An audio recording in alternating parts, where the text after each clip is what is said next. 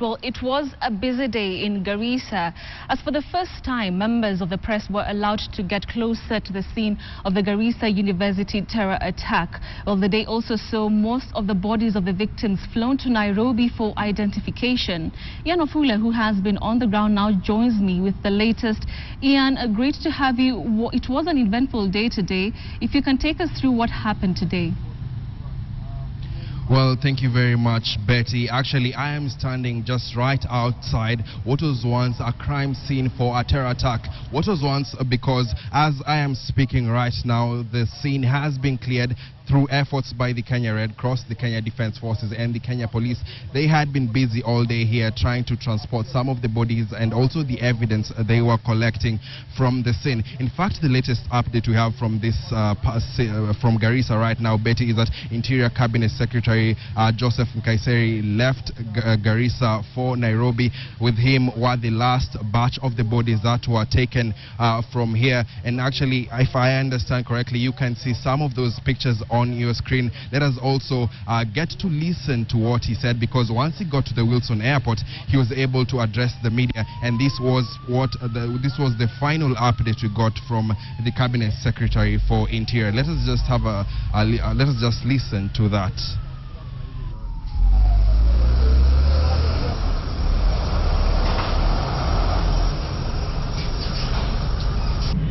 After a comprehensive audit of the operation by a combined contingent of our security forces, I can now confirm to Kenyans that we regrettably lost 142 students and 3 security officers and 2 college security detail. I also want to confirm that we had 104 injuries, out of which 19 who are critically injured have been lifted to Nairobi for specialized treatment since yesterday and today. I want to take this opportunity to sincerely thank Phoenix Aviation, AMREF and the Red Cross for the support they have given to complement the government effort in the rescue and evacuation of the injured to Nairobi for further treatment. I have personally overseen the airlift of the last group of the injured and the deceased, and that we accompany them this evening.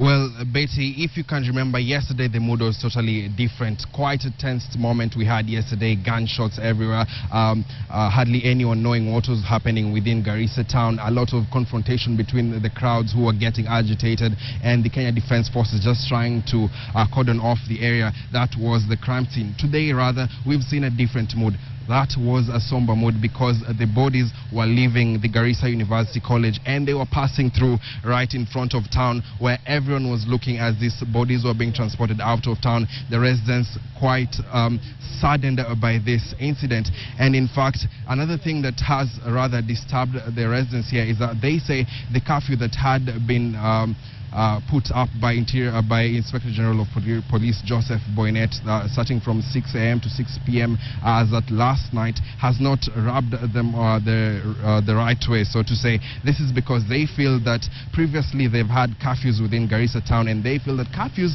have not solved any of the cases of insecurity they have witnessed. But Betty, just before we go on with that, let's just have a look at how particularly the day was right from this gate, and also remember that this was the first time we were able to come near this scene, because yesterday the area was under the control of the Kenya Defense Forces and the Kenya Police, who were engaging with the gunmen. Let us just have a look at what I had prepared earlier for you.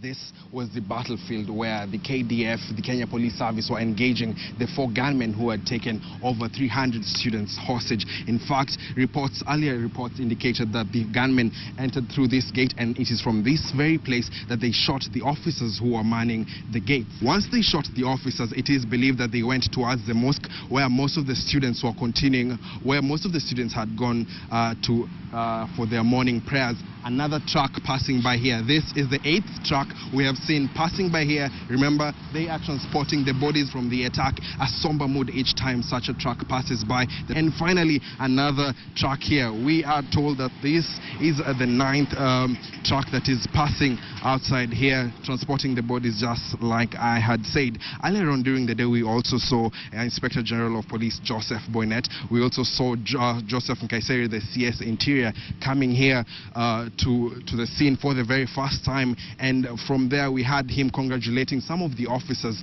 who took part in the operation, telling them they did a good job in containing the situation. It is from this point that Jacob Kaimenyi, the Education Cabinet Secretary, went to the military barracks where they were talking to some of the students who had been taken hostage. I've advised the Senate, in line with the Universities Act, to close the university immediately.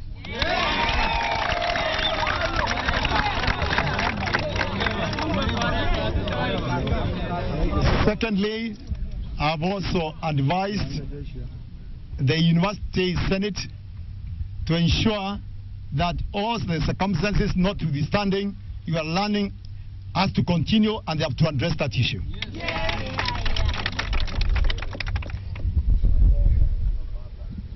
Basically, that is the arrangements we have made. The other thing is, because of what I've said earlier about being traumatized, you definitely require some psychosocial support. The buses are arriving in an hour's time, and we have made arrangement that all the people moving or going to a particular route, if you're going Nakuru, Kericho, Kisumu, you will be put in one bus, and those who are going to Embu, Nyeri, Meru, Nanyuke will get into one bus. That the university have done that manifest, and that is those who are injured have been evacuated by air. We have also requested the university to make some arrangement for some facilitation for you to really to be able to get home. So this is the effort the government has put. The operation has come to an end. Now we are mopping up, we are cleaning up the hostels.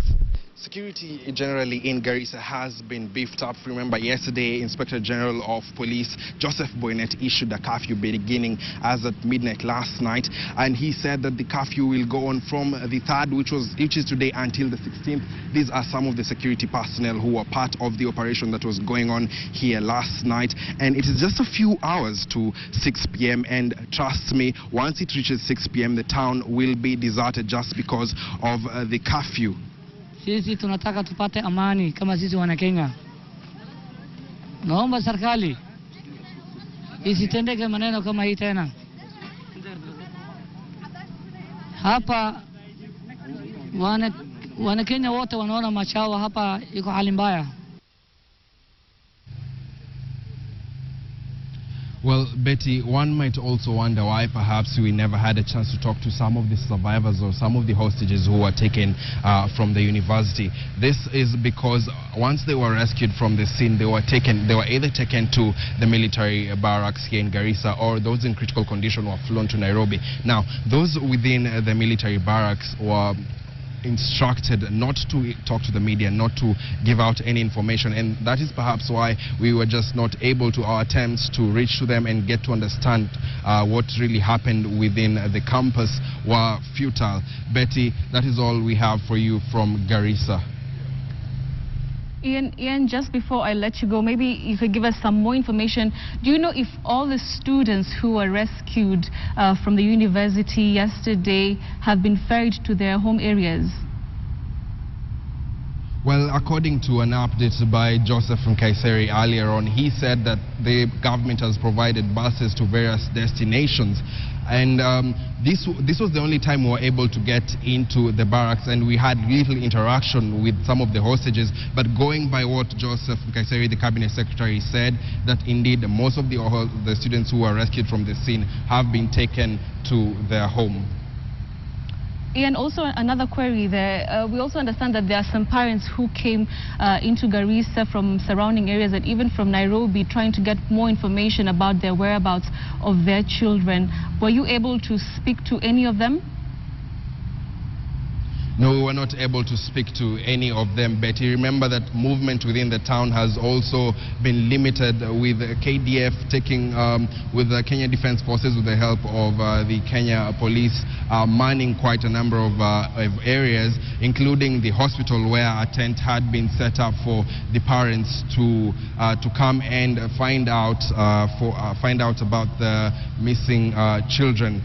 And according to Joseph Nkaiseri, the university had provided a manifest for the parents who could, for them to see how many of the students are still missing. Betty. Ian, thank you very much for that update. Of course, we will be relying on you for more updates from that area.